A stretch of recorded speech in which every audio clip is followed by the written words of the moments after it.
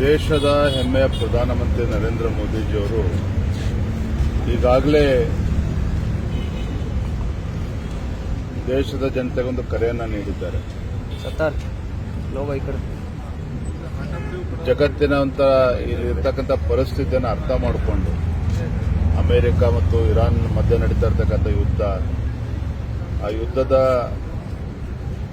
ಪರಿಣಾಮದಿಂದ ಆಗ್ತಾ ಇರತಕ್ಕಂಥ ದುಷ್ಪರಿಣಾಮಗಳು, ಯಾವ ರೀತಿ ಆರ್ಥಿಕ ಸಂಕಷ್ಟ ಭಾರತವು ಒಳಗೊಂಡಂತೆ ಜಗತ್ತಿನ ಬೇರೆ ಬೇರೆ ದೇಶಗಳ ಮೇಲೆ ಯಾವ ರೀತಿ ಪರಿಣಾಮ ಬೀರ್ತಾ ಇದೆ, ಇದೆಲ್ಲದರ ಪರಿಣಾಮವಾಗಿ ಭಾರತದಲ್ಲೂ ಕೂಡ ಪ್ರತಿಯೊಬ್ಬರು ಕೂಡ ಮಿತ ವ್ಯಯದ ಬಗ್ಗೆ ಚಿಂತನೆಯನ್ನು ಮಾಡಬೇಕು, ಗಂಭೀರವಾಗಿ ಮಾಡಬೇಕು. ಮತ್ತು ಸ್ವತಃ ಪ್ರಧಾನಮಂತ್ರಿಗಳೇ ತಾವು ತಮ್ಮ ಏನು ಪ್ರೋಟೋಕಾಲ್ ಇದೆ ಆ ವಾಹನಗಳನ್ನು ಕಡಿತಗೊಳಿಸಿರ್ತಕ್ಕಂಥದ್ದು,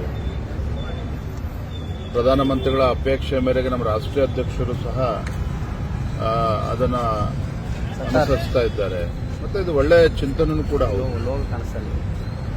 ಹಾಗಾಗಿ ಈ ನಿಟ್ಟಿನಲ್ಲಿ ಪ್ರಧಾನಮಂತ್ರಿಗಳೇ ಕರೆ ಕೊಟ್ಟಂಥ ಸಂದರ್ಭದಲ್ಲಿ ವಾಹನದ ಬಳಕೆಯನ್ನು ಕೂಡ ನಾವು ಗಮನಿಸಬೇಕಾಗ್ತದೆ.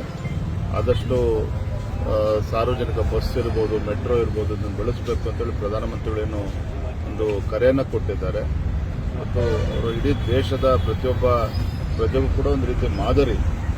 ಹಾಗಾಗಿ ನಾನೊಬ್ಬ ರಾಜ್ಯದ ಅಧ್ಯಕ್ಷನಾಗಿ, ಕಾರ್ಯಕರ್ತನಾಗಿ ನನ್ನ ಕರ್ತವ್ಯ ಕೂಡ ಹೌದು.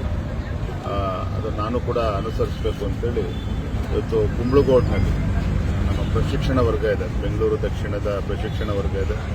ತದನಂತರದಲ್ಲಿ ರವಿಶಂಕರ್ ಗುರೂಜಿ ಅವರನ್ನು ಭೇಟಿ ಮಾಡಿ ಅವರ ಆಶೀರ್ವಾದನ ಪಡೆದುಕೊಂಡು ಮೆಟ್ರೋದಲ್ಲಿ ಸರ್, ಪೆಟ್ರೋಲ್ ಡೀಸೆಲ್ ಏರಿಕೆ ಆಗಿರೋದ್ರಿಂದ ಪ್ರಧಾನಿ ನೈತಿಕ ಹೊಣೆ ಹೊತ್ತು ರಾಜೀನಾಮೆ ಕೊಡಬೇಕು ಅಂತೇಳಿ ವಿರೋಧ ಪಕ್ಷಗಳು ಆಗ್ರಹ ಮಾಡ್ತಾರೆ. ಅಲ್ಲರಿ, ಆ ರೀತಿ ಪೆಟ್ರೋಲ್ ಡೀಸೆಲ್ ಯಾತಕ್ಕೋಸ್ಕರ ಜಾಸ್ತಿ ಆಗ್ತದೆ ಬೆಲೆ ಗೊತ್ತಿಲ್ವಾಗದೆ ವಿರೋಧ ಪಕ್ಷದವರಿಗೆ, ಕಾಂಗ್ರೆಸ್ನವರಿಗೆ. ಪೆಟ್ರೋಲ್ ಡೀಸೆಲ್ ದರ ಜಾಸ್ತಿ ಆಗಿದೆ ಅನ್ನೋ ಕಾರಣಕ್ಕೆ ರಾಜೀನಾಮೆ ಕೊಡಬೇಕು ಅನ್ನುವ ವಾದ ಅವ್ರದ್ದಾಗಿದ್ದಿದ್ರೆ ಸಿದ್ದರಾಮಯ್ಯನವರು, ಡಿ ಕೆ ಶಿವಕುಮಾರ್ 2 ವರ್ಷದಿಂದನೇ ರಾಜೀನಾಮೆ ಕೊಡಬೇಕಾಗಿತ್ತು. ಯಾವುದೇ ಬೆಲೆ ಏರಿಕೆ ಇಲ್ಲದೆ ಇದ್ರೂ ಸಹ ನಮ್ಮ ರಾಜ್ಯದಲ್ಲಿ ಬರೆ ಎಳೆಯುವಂತ ಕೆಲಸ ಮಾಡಿದ್ರು. ಪೆಟ್ರೋಲ್ ಡೀಸೆಲ್ ಮೇಲೆ ತೆರಿಗೆನ ಹೆಚ್ಚುಗೊಳಿಸುವಂತ ಕೆಲಸವನ್ನು ಕೂಡ ಮಾಡಿದ್ರು. 4-5 ಬಾರಿ ಮಾಡಿದ್ದಾರೆ. ಹಾಗಾದ್ರೆ 8 ಸಲ ಸಿದ್ದರಾಮಯ್ಯನವರು ಯಾವ ರಾಜೀನಾಮೆ ಕೊಡಬೇಕಾಗಿತ್ತು? ಚಟಕ್ಕೋಸ್ಕರ ಮಾತನಾಡೋದಲ್ಲ. ಜಗತ್ತಿನ ಪರಿಸ್ಥಿತಿ ಏನಿದೆ, ದೇಶದ ಪರಿಸ್ಥಿತಿ ಏನಿದೆ, ಯಾವ ಸಂಕಷ್ಟದಲ್ಲಿ ಇಡೀ ಜಗತ್ತು ಇವತ್ತು ಹೋಗ್ತಾ ಇದೆ, ಇದೆಲ್ಲವನ್ನು ಅರ್ಥ ಮಾಡಿಕೊಂಡು ಪ್ರಧಾನಮಂತ್ರಿಗಳು ಒಂದು ಕರೆಯನ್ನು ಕೊಟ್ಟಂತ ಸಂದರ್ಭದಲ್ಲಿ ವಿರೋಧ ಪಕ್ಷಗಳು ಕೂಡ ಅರ್ಥ ಮಾಡ್ಕೋಬೇಕು. ವಿರೋಧ ಮಾಡೋದಕ್ಕೋಸ್ಕರ ಮಾಡಬಾರ್ದು. ಚುನಾವಣೆಗಳು ಮುಗಿಯುವವರೆಗೂ ಪೆಟ್ರೋಲ್ ಡೀಸೆಲ್ ಹೈಕ್ ಆಗಿದೆ. ಇದಕ್ಕೆ ಚುನಾವಣೆ ಮುಗಿದ ನಂತರ ಮಾಡಿದ್ದಾರೆ ಸ್ಟ್ರಾಟಜಿ. ಹಿಂದೆ ಉದಾಹರಣೆ ಕೊಡ್ತೇನೆ.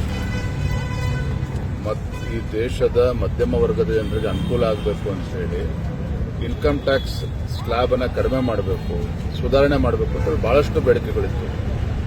ಇದೇ ಕಾಂಗ್ರೆಸ್ ಪಕ್ಷದವರು ಮಾಡಿದ್ದಾಗಿದ್ರೆ ಲೋಕಸಭಾ ಚುನಾವಣೆ ಸಂದರ್ಭದಲ್ಲಿ ಮಾಡ್ತಾ ಇದ್ದಾರೆ. ಪ್ರಧಾನಮಂತ್ರಿ ನರೇಂದ್ರ ಮೋದಿಜಿಯವರು ಆಗ ಮಾಡಲಿಲ್ಲ.